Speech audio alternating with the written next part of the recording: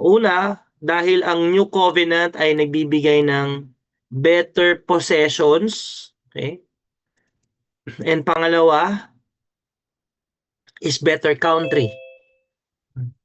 So, unang-una, yung better possessions natin kasi syempre, ano po tayo, meron tayong mamanahin na kayamanan at itong kayamanan na ito ay magpawalang hanggan natin ma-enjoy. Itong mga eternal treasures na ito ay ipinangako ng Diyos. Kumbaga sa kanila, no, yung mga possession nila that time sa promised land, sa land of Canaan, mga bahay na hindi nila tinayo, mga lupain, pero nawawala yan nasisira, nananakaw. Pero kaya po napakaganda, higit na mas maayos, higit na mas dakila ang bagong kasunduan kasi hindi po mga temporal possessions ang ibinigay sa atin ng Diyos, kundi merong binigay sa atin na eternal treasures. Mga walang hanggang nakayamanan na ma-enjoy natin. Siyempre, magpawalang hanggan din. Pangalawa, yung better country. Para sa mga Israelite, ang kanilang country is Israel o Jerusalem. Maganda naman po talaga ang lupa doon, ang ganda ng mga ah, bunga ng kanilang mga tinatanim, pero siyempre may mga kaaway, may mga gawa ng kasamaan na nagiging dahilan ng kanilang paghihirap. Pero dahil sa ginawa ni Jesus, yung ating kasunduan ang kasunduan ng ginawa niya, no? Tayo ay nagkakaroon ng isang bayan na kung saan tahanan na makakasama natin ang Diyos magpawalang hanggan. Sige po, pag-usapan natin mga kapatid, no? Sister Novi, pakibasa yung Hebrews 10:32 hanggang 34. 32 to 34. And then, pakibasa po Sister Cheng ang First Peter chapter 1, verse 1 to 4. Sige. Basahin muna natin. Hebrews 10. Amen. Sabi po dito sa verse 32, alalahanin ninyo ang mga araw na nagdaan, kung paanong tayo'y nagtiis ng matinding hirap, matapos na kayo'y maliwanagan, ngunit hindi kayo nagpadaig. In verse 33, kung minsan kayo ang iniinsulto at pinapahirapan sa harap ng madla, kung minsan naman kayo ang umaalalay sa mga kasamahan ninyo na pinapahirapan ng gayon. Verse 34, dinamayan ninyo ang mga nakabilanggo at hindi kayo nalungkot ng kayo'y agawan ng ari-arian sapagkat alam ninyong higit na mabuti at nananatili ang kayamanang nakalaan sa inyo. Amen. Yun. So ito pong binabasa no ng ating kapatid kanina ay Hebrews. So makikita po natin dito ang konteksto nito, yung mga Kristiyano no sa panahon na ano po yan naka-experience sila ng mga matitinding persecution. Hindi lang verbally, physically, maging sa kanilang mga possession, nawawalan po sila, inaagawan sila ng mga ari-arian. Dumanas po sila talaga ng matinding paghihirap dahil sa kanilang pananampalataya kay Kristo. Nabanggit nga dyan na nagtiis ng matinding hirap. Diba? Pero hindi sila nagpadaig. Iniinsulto, pinapahirapan. Ito po yung experiences ng mga Christians in the early church. Pero sabi niya, lahat ng yun napagtiisan nyo Lahat ng yun ay nalampasan nyo. Sabi niya nga, dinamayan pa ninyo ang mga nakabilanggo. Hindi kayo nalungkot nang kayo'y agawan ng ari-arian, sapagkat alam niyong higit na mabuti at nananatili ang kayamanan na nakalaan sa inyo. So, the Word of God promises eternal treasures. Even the Lord Jesus Christ in Luke chapter 6, di ba sinabi niya, store up treasures in heaven. So pag sinabi niyang may kayamanan sa langit, meron talagang kayamanan sa langit. At dahil doon yun ay nasa langit, walang magdanakaw, walang kalawang, walang naninira doon. So sa buhay po natin, kapag iniisip natin o naririnig natin ang salitang kayamanan o mga ari-arian, Ano ba yung mga pumapasok sa isipan natin? Pera, ano pa? Bahay, ano pang kayamanan natin? Mga properties, mga ano pa? Sasakyan, 'di ba? Mga bagay na po 'yan, hindi po 'yan masama pero nawawala 'yan eh. Sa panahon po ng mga Kristiyano doon nung sinusulatan ng Hebrew writer, yung mga ari-arian nila kinuha sa kanila. Yung mga pinaghirapan nila talagang kinamkam ng mga masasama. Pero sabi doon, hindi sila natinag. Kasi ang kanilang isipan, di bale, may kayamanan na kapalit to. May kayamanan na naghihintay sa atin sa langit. At napakaganda po kasi sa Old Testament yung mga kayamanan, 'di ba pag binasa niyo yung sumunod na book kay Joshua, Joshua, sunod Judges in the Old Testament. Si Joshua nakarating na sila sa Promised Land eh. Pinayaman sila ni Lord doon, sumagana ang buhay nila. Ngayon ano nangyari sa kanila? Dahil masagana ang buhay nila, pinagpala sila, nakalimutan nila ang Diyos. Sumamba sila sa mga Diyos-Diyosan. Sinakop sila ng mga kalaban nila. At yung mga kayamanan nila, kinuha. Pero yung kayamanan na kay Kristo sa walang hanggan, unang-una makikita natin, eternal po ito eh. Hindi po to temporary. Walang hanggan natin ma-enjoy ang kayamanan na ibibigay sa atin ng Panginoon. Kaya alam nyo, kung tayo ay mag invest wisely, let us invest in the kingdom of God. Pakibasa po sis, yung sumunod na Bible verse, First Peter.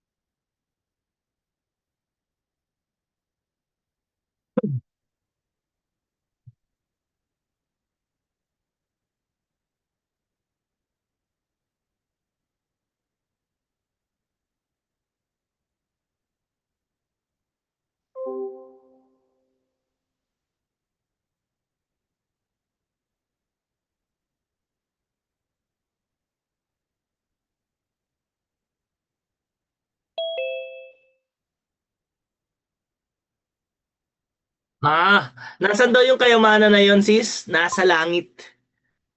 Nasa langit eh. So may kayamanan na hindi nasisira, walang kapintasan, hindi kukupas, hinanda yun ng Lord para sa atin. Ano lang po bigyan ko lang kayo ng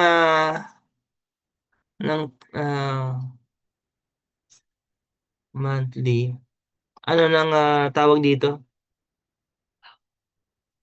Gagawa ulit tayo ng isa pang link kasi hindi ata ito naka Zoom Pro.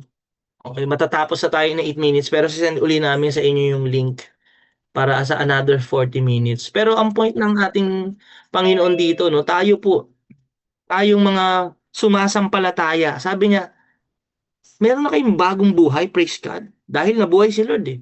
Ito yung ating living hope eh. Pero sabi niya, hindi pa yun. Magmamana kayo ng kayamanang hindi nasisira. So ang point natin ng ating Panginoon, kailangan ang mindset po natin ay sa mga kayamanan sa langit. Meron tayong dapat na maging laman ng ating puso't isipan kahit tayo ay nabubuhay dito sa temporal na mundong ito. Yun ay ang pagtingin natin sa mga bagay na makalangit. Sapagkat ang mga bagay na mga makalangit ay hindi mawawala. Hindi po masama magkaroon ng mga properties, mga possessions dito sa lupa. Pero ang problema kapag ito ang naging source ng ating security, identity, ano nangyayari? Kapag nawala yan, madali tayong panghinaan. Kapag ang focus natin sa mga kayamanan sa mundong ito, natatakot tayo mawalan, 'di ba? Kapag nawala yung mga bagay na nawawalan din po tayo ng kapayapaan, 'di ba? Pero alam niyo po, kapag ang ating isipan nasa kayamanan sa langit, nagiging tapat tayo eh. Kahit mahirap ang buhay, kahit nakakaranas ng pagsubok, kayang-kaya natin magbigay. Kayang-kaya natin maglingkod sa Diyos, nagtitiwala tayo sa Diyos, 'di ba? Kasi alam natin may pag-asa tayo. At ang pag-asa na 'yan ay hindi sa mga bagay sa mundong ito, o hindi mga bagay na hinahanda ng Diyos sa atin, naghihintay, nasa langit. Kaya po alam niyo mga kapatid, habang tayo ay may pagkakataon pa, pakibasa nga po Sister Cheng yung Matthew 6:19-20 bago tayo mag-proceed dun sa isang ano natin, isang Zoom. Matthew chapter 6:19-20. Ano sabi ng Panginoong Hesukristo?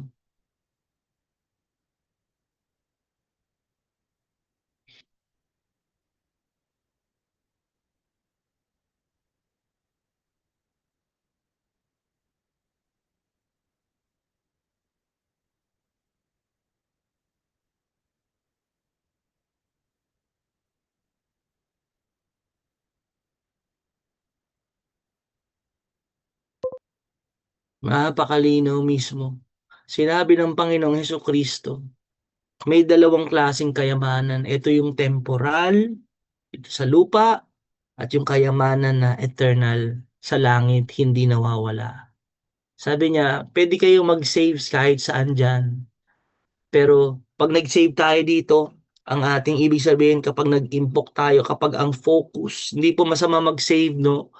Kapag ang focus natin ay sa mga bagay lang sa mundong ito, kung ano yung maipapamana natin, maganda naman po yun. Kung ano yung maibibigay natin, may enjoy natin. God wants us to enjoy life. Pero isipin natin, pagkatapos ng buhay natin dito, meron tayo pong haharaping walang hanggan eh. Kaya sabi ni Lord, wag dito ang ating focus. Wag dito ang ating puso. We are just tourists, sabi ng Bible. Tayo po ay pansamantala lamang. Kaya napakahalaga po no na ipapaalala ito sa bawat isa. Lahat ng bagay na meron tayo, lupa, possessions, properties, iwanan din natin yan. Haharap tayo sa Diyos na gumawa sa atin. Anong kailangan nating gawin? Mag-impok tayo ng kayamanan sa langit. Alam niyo ba may sinabi rin diyan si Jesus, no? Same ano po yan, no? Yung kanyang teaching na yan. Paano tayo makakapag-impok? Sige, Sis Cheng, pakibasa Matthew 19:21. O, Matthew 19. Sige. Paano tayo makakapag-impok ng kayamanan sa langit? Matthew 19, simulan mo sa ano, sa 21. Paano magkakaroon? Oo.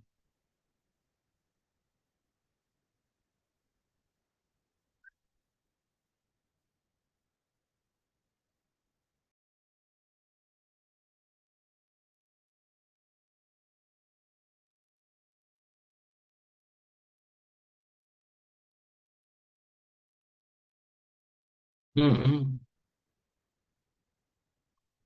Kayamanan, no? Eh, kausap niya rito yung binatang mayaman, di ba? Yung rich young ruler.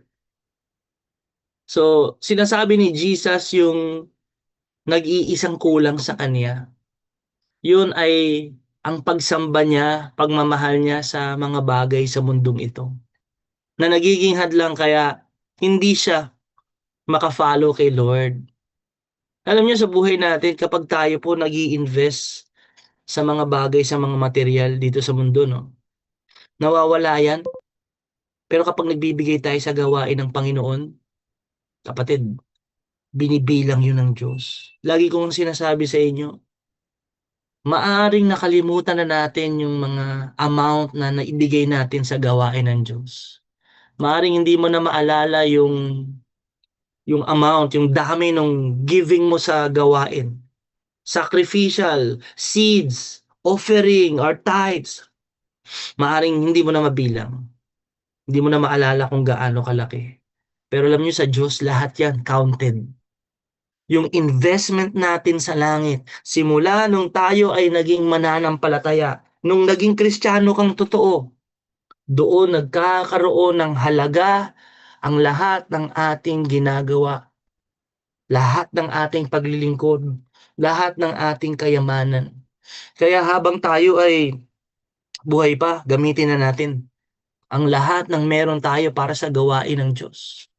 Lahat mawawala, pero yung kayamanan sa langit naghihintay para sa mga mananampalataya. Ilang taon na po tayong sumasampalataya kay Jesus? Marami na ba tayong investment sa langit? Ayan. Ilang taon na tayong Kristiyano? Marami na ba tayong naibigay sa gawain ng Diyos? Kasi hindi natin alam kung hanggang kailan ang ating buhay. Pagtapos na po, ay doon na. Wala na tayo opportunity na makapag-invest pa sa spiritual na mundo, sa langit. Pero habang tayo buhay, habang may lakas, pwede pa tayo mag-invest. Invest lang tayo ng invest. At hindi masasayang po yun. Lahat ng ginagawa natin para sa Panginoon, mga kapatid, hindi yan masasayang. So, ang better possessions, hindi dito sa mundo, kundi sa kayamanan, sa langit, na hindi nananakaw, hindi nasisira, hindi mawawala. Ma-enjoy natin forever. So sa susunod, ano po tayo, magsisend lang ako ng pangalawang link para sa final lesson natin. No? Send ko lang po ulit. Thank you, Lord. Matatapos na.